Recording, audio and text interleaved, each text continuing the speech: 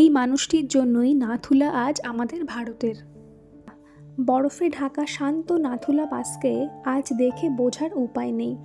একসময় এই জায়গাটাই ছিল ভারত আর চীনের মধ্যে ভয়ঙ্কর সংঘর্ষের কেন্দ্র। আর সেই সময় একজন মানুষের সাহস, নেতৃত্ব আর দৃঢ় সিদ্ধান্ত না থাকলে হয়তো আজ এই পাহাড়ে ভারতের নয়, উড়ত চীনের পতাকা। তিনি ছিলেন লেফটেন্যান্ট জেনারেল স্বাগত সিং।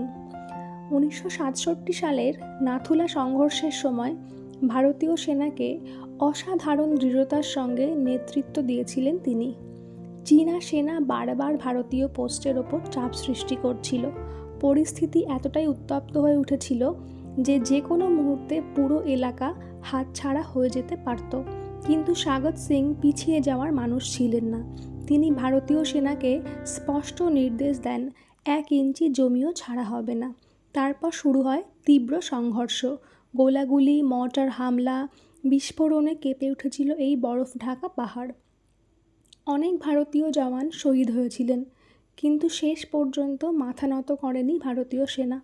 আজ যখন পর্যটকেরা নাথুলায় দাঁড়িয়ে ভারতের পতাকা উড়তে দেখেন, তখন হয়তো অনেকেই জানেন না এই পতাকার পেছনে লুকিয়ে আছে অসংখ্য জওয়ানের আত্মত্যাগ আর স্বাগত সিংয়ের অদম্য সাহসের ইতিহাস।